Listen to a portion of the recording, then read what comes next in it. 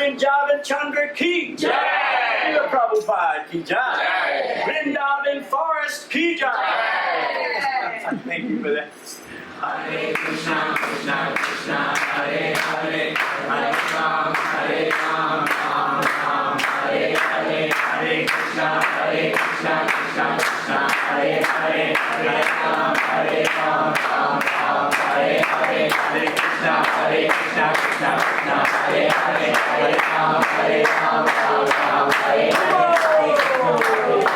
Hare Krishna, everybody. Thank you so much for that. It's very beautiful. So we're studying from Bhagavad Gita. I'll just read a few little translations, and maybe we'll chant a couple of shlokas, or I can kind of talk to you a little bit about the subject matter, nature of the Absolute. So when we say the nature of the Absolute, what does that mean? I mean, we see nature all around us, right? So before we chant, sing with me. Om Namo Bhagavate Vasudevaya. Om Namo Bhagavate Vasudevaya. Om Namo Bhagavate Vasudevaya. Om Namo Bhagavate Vasudevaya. Om Namo Bhagavate Vasudevaya.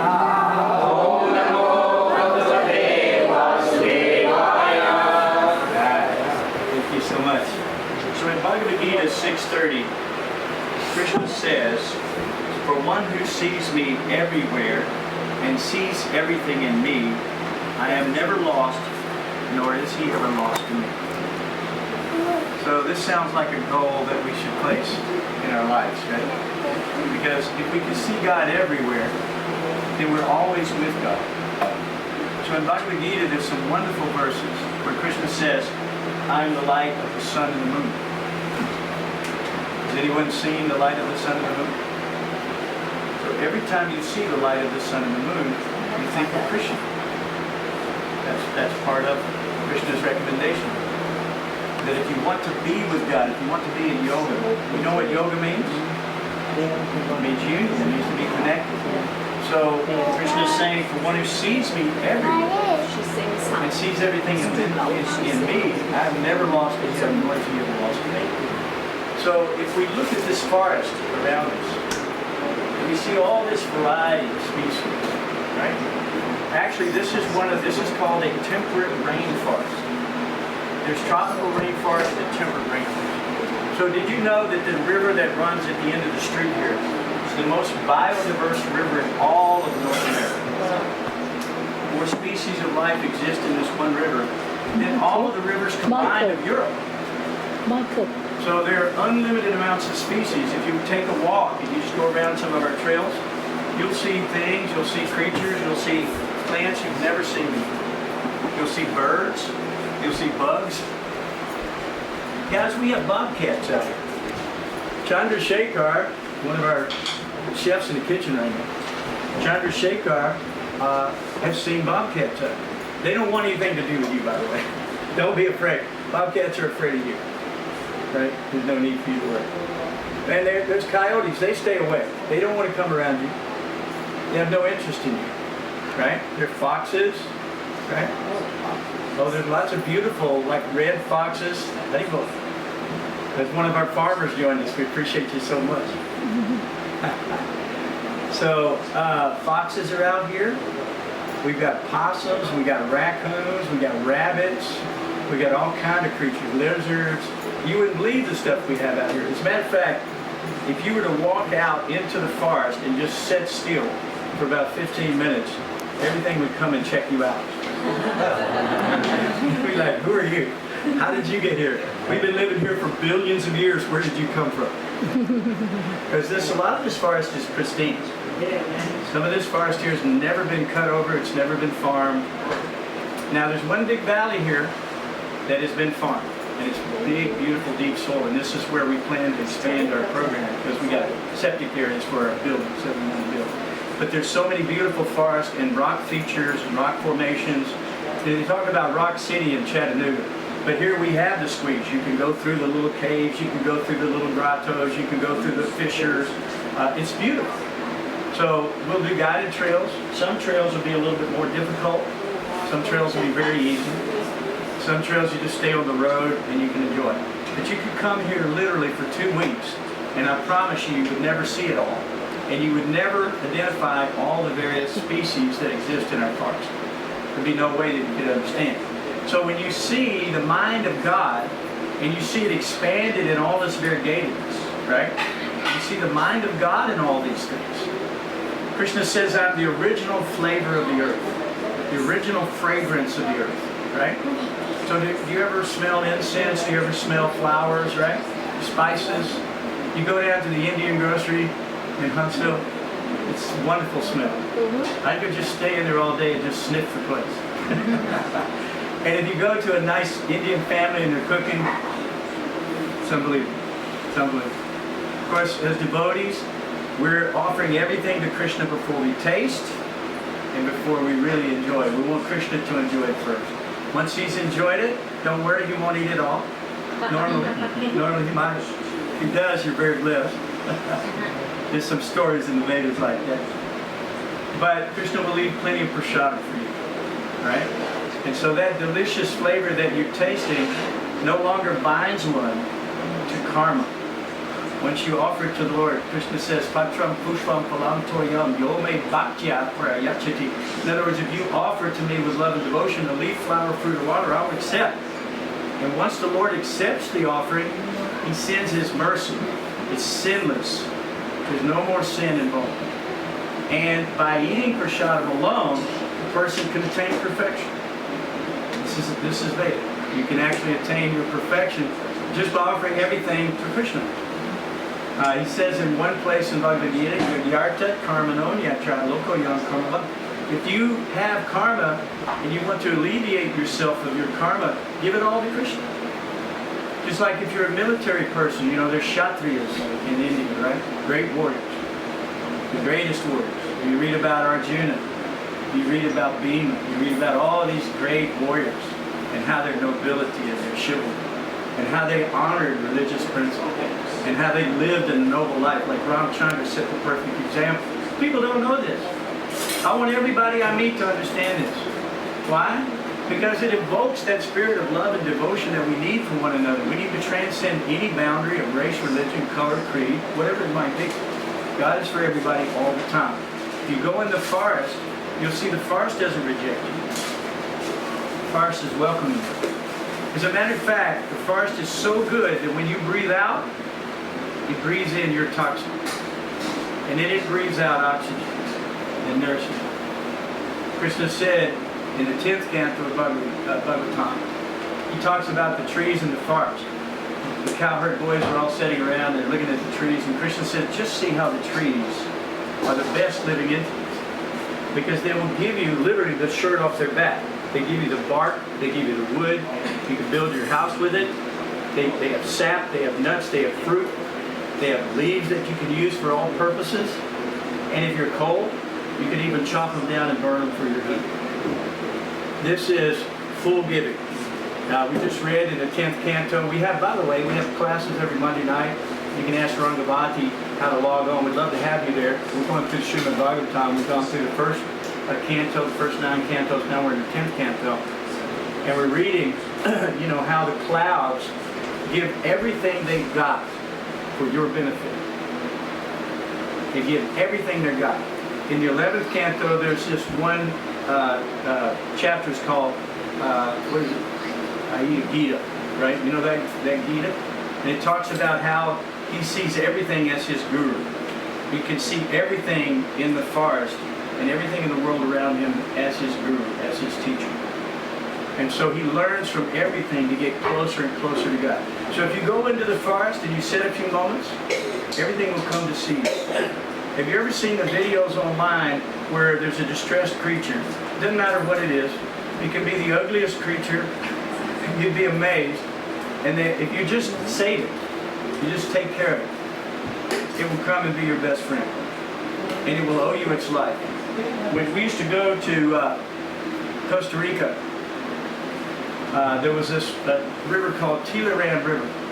And no one would go into Tilarand River because it's filled up with crocodiles. Some of these crocodiles were 18 feet, 20 feet long, big crocodiles. So this fisherman, he sees this crocodile and it's got a fence around his nose. He can't eat, he can't really hardly breathe. And so he goes to the crocodile out of compassion and he removes this wire from his face. So the man immediately left thinking, well, the crocodile will probably eat me now that he's got his mouth back. So he goes home. And when he wakes up in the middle of the night, the crocodile has snuggled up next to him in his bed. And he became the best friend of this man. And he went every night, he would go and sleep with this man. And when the man would go to the river, he could ride on the back of the crocodile anywhere he wanted to go. And no other crocodile would attack the man because he was protected by this crocodile. So even a crocodile, one of the most envious creatures in the world, can show love to you. Does a crocodile show love to its children? Yes. Right? Everybody loves their children and give their life for their children. Krishna says this is the kind of love we want to develop.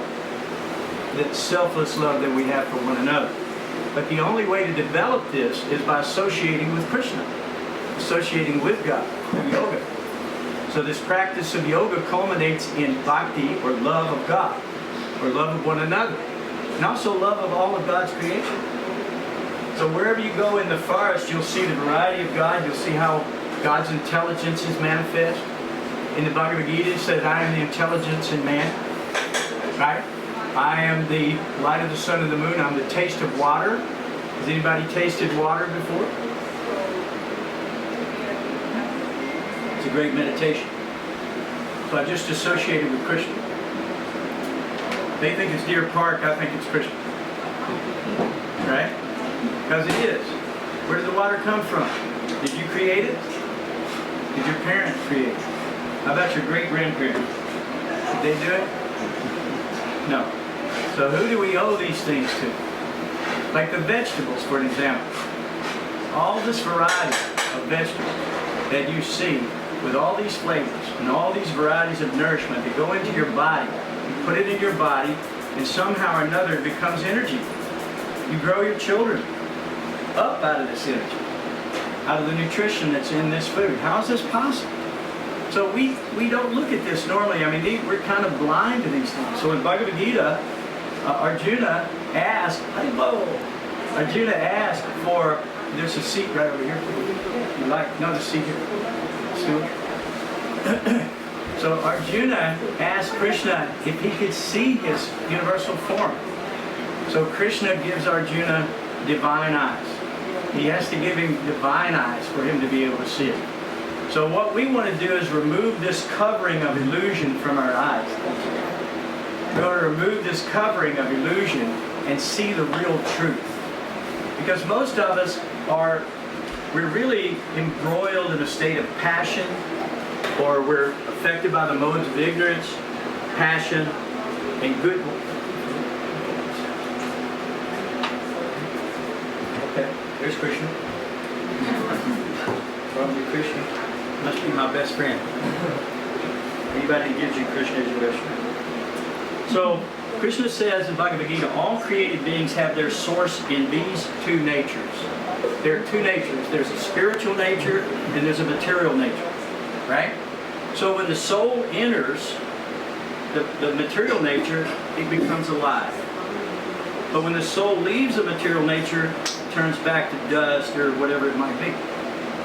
Krishna says the separated energies that are mine are earth, water, fire, air, ether. And then above that there's a subtle body, mind, intelligence, and ego. But beyond that is the soul. So the soul enters into the Father. Have you ever wondered why you're born in a certain family, in a certain country, with a certain set of karma that comes with you, either wealth or knowledge, whatever it might be that you inherit? This is all created by you. You have the right to change that at any moment. You're changing that today. Actually, you're becoming completely sinless. by just hearing the words of the Bhagavad Gita and by chanting this Maha Mantra, becoming completely sinless. It says that if there were a mountain the size of Meru, it would be burned to ash simply by fasting on Ekadasi. Think about it. Krishna has made so many arrangements for us to be able to be liberated from this encasement, this mortal coil, which is the cause of our suffering. If you think about it, the material body in the beginning is it's actually pretty difficult at the beginning, because the children, they all have these childhood diseases, right? Remember that? Anybody got children? You know what I'm talking about. I got 2 boys. They got everything. They brought it home from school and gave it to us, right? Everybody had that. Now the grandchildren are coming. They're doing the same thing again.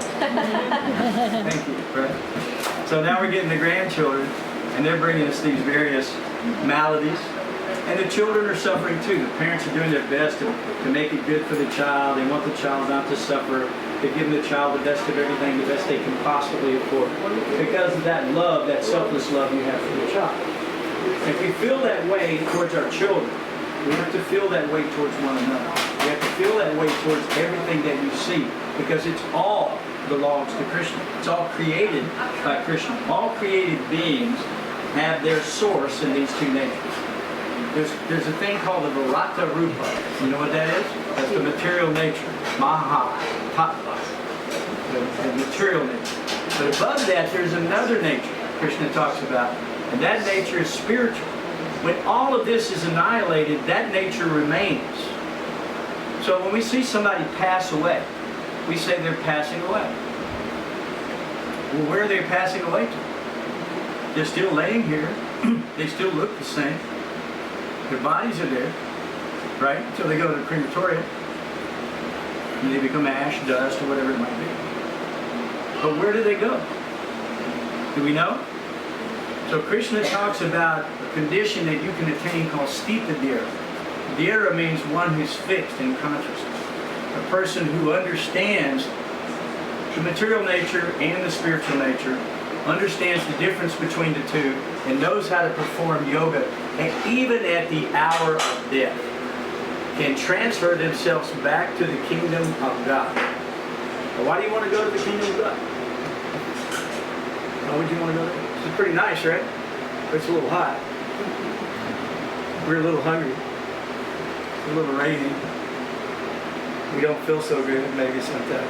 But why do you want to go to the spiritual world? Anybody know? They live forever. That's where we came from. We came here. We left Krishna, and we came here to see if we can become Krishna. So we want to be what? The most beautiful, the most wise, the most wealthy, the most powerful, the most famous. Not all of us, but some of us do. And we strive and strive and strive to get to the top of the heap, so to speak. And then we lose it all. Again and again and again and again. So that's the reason why you want to end this cycle. It's called a wheel of samsara. I call it a wheel of sorrow, because it ends up in loss. Everything ends up in loss. But if you want it to all end up in gain, all you have to do is add one thing. Just one thing. In front of all the zeros that make up our wealth, our fame, our knowledge, or this or that. And what is that one thing? Krishna. You add Krishna, and now everything becomes perfect. And you will understand the difference between the spiritual world and the material world. Krishna says, I am both the origin and dissolution of both of these energies of the Lord. Talks about, I am the original fragrance of the earth. So any fragrance that you may experience, you can think of Krishna. I'm the heat and fire. Anytime you feel warmth, you know that's Krishna. You're being touched by Krishna. I'm the life of all that lives. I'm the life of all that lives. Think about it. So when you go into the forest, you're going to see hundreds of different species of creatures. Krishna is the life in that body. He's literally the soul of your soul. You're an expansion of God, just like the demigods are expansion of God. And they come here either in the mode of ignorance, passion, or goodness. And they come here to manage the affairs of the material world. But beyond the material world, there's another nature that lives eternally. Vishnu is in that nature. Okay? So that science, that knowledge of the soul, that ability to transfer ourselves at the time of death requires us to become Krishna conscious. God. To become God conscious. So we can do that by reading this Bhagavad Gita. He says, I am the penance of all ascetics. So in India, you see that there's these ascetics, and everybody goes to see the sadhu, right? Sadhu, right? Here we go. We just came back from a thing called Sadhu Sangha. There were 4,000 people dancing and visiting with the sadhu. It was very, very wonderful getting their association. We like to take the dust of their feet, the great souls, right? We take the dust of their feet. So the problem is the world is deluded by these three modes: ignorance, passion, and goodness. They're deluded by these modes. And what does that mean? Have you ever been almost compelled to do something? You wanted it so bad. Like, have you ever heard your child say, I want it, I want it, I want it. And you go, no, but you can't have it. They go, but I want it, I want it. They're all encompassed with that desire to have something. Not you children, we know. But some children are like that, right? Because they want it so bad that they'll get on the floor and kick and do this one. You see that? But we're the same way. We have material desires. We want to fulfill those material desires. All those desires Krishna talks about in Bhagavad Gita, it says, whether you have all material desire or no material desire, you should come to me and ask for it. And if you go to God to ask for it, right, then you're connected to God through prayer and through that yogic performance. There is a system called karma kanda in the Vedas. You know what that is? Karma kanda? Karma kanda means to do something for a material benefit in the material world. Unfortunately, those benefits are limited and temporary in nature. They don't last eternally. It's almost like working for money. It goes in your bank account. When you spend all your money, now you're broke. Now you got to go work again, right? You got to go back and do it all over again. So it's Bhoga Tyaga. It's called Bhoga Tyaga. In other words, you're working hard, you're performing the austerity, you get the money, you try to enjoy it, it's all gone. Now I got to go back and work like an animal to get it again. But Krishna says it's not necessary to live like that. Just do everything that you do constantly, offer it to Krishna. And by doing that, there's no sin. For an example, let's say that, has anybody ever had anybody in the military in their family that goes to war, right? Anybody ever had that? There you go. Bob Anand is a veteran. You're a veteran. Okay, you know somebody Marine. So in my family, we had people that went to World War I and II and this and that. They died. Not all of them. Some of them came home. And when they did, they were paraded around the town. And they were given medals, such and such. Now, they killed a lot of men. The more men they killed, the more medals they had. But they were doing it for our country, right? So if they think, oh, this killing is pretty nice, maybe I'll just go kill someone else now just for my own enjoyment. What happens to them then? They go to jail because they did it on their own volition. So if you fight for God, just like Krishna told Arjuna, do thou fight for the sake of fighting without considering loss or gain, victory or defeat, and you'll be free from your sins, sinful reaction. He talks about that in Bhagavad Gita, you can read that. So in that situation, if we do what we do for Krishna, then we attain Krishna. We go to Krishna. If we do it for ourselves, then we get the karma that comes with it. So Krishna says in Bhagavad Gita, there are 4 kinds of pious people that render devotional service, so who want to be yogis. The first kind is the distressed person. If you're distressed, you want to go to God, right? A lot of times when we see that there's a problem or some distressed people, oh God, first thing they say, oh God. We hear that all the time. So this is because distressed people turn to God. The army can't save you, the doctor can't save you ultimately, right?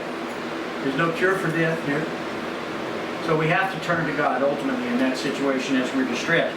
The second thing is, if you want wealth, you want to become a wealthy person, many people perform puja so they can gain wealth.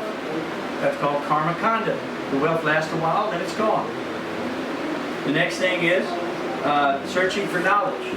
The person who actually searches for knowledge of the absolute, Krishna considers that person the best person. A person who comes to God, who wants knowledge and wants to render service. Krishna even goes on to say in 7:18, he says, all these devotees are undoubtedly magnanimous souls, but he who is situated in knowledge of me, I consider to be just like my own self. So this is why we're studying this knowledge. We want to understand knowledge of God, and God will consider us to be just like His own self. Being engaged in my transcendental service, that person is sure to attain me, the highest and most perfect goal of all. So the Vrindavan forest, I don't know what time it is, guys. We're way over. What time? Okay, it's fine. Okay. And there's our Artik at 3? Artik at 3. Okay, all right. So I'm just trying to give you an idea. Krishna says, Tam I am, the destroyer of all the worlds, and I've come to engage all people. So we're being engaged in time. We've got to finish this class. But the idea is to become Krishna conscious. To become Madvana Baba Madbhakto Majidi Nam Namaskaru. Always think of me. Offer everything that you do to me. Surely you will come to me in that situation. Krishna is inviting us to come home. You have a body, a spiritual body. It's called Swarup Siddhi, body of perfection. It never dies. It's made out of Satchidananda Vigraha. Eternality, knowledge, ecstasy, in form. In form. So you'll be a blooming youth eternally when you go back to the spiritual world. No longer will there be death. No longer will there be suffering. You'll be able to play just like the little children love to play. You ever tried to get your child to stop playing? Sometimes they just won't do it. They love it so much. This is like Krishna. If you read about Krishna in the 10th canto, this is Krishna's activities, playing in the forest of Vrindavan. So Krishna says in the Bhagavad Gita in 8:14, he says, for one who always remembers me, I am easy to obtain. I am easy to obtain. So think about that. Because of his constant engagement in devotional service, I'm available. And the difficulty and the distance in the world becomes just like crossing over the water in a calf's hoof. We can easily traverse that. That becomes like the ocean of nescience. This ocean of nescience is darkness. Just like we chanted in the beginning, Om Agyana Timarandasya Gyananjana Salakaya. That means that the spiritual master, I was born in the darkness of ignorance, the spiritual master brought the torch of light to me. Now I can understand my position. So this is what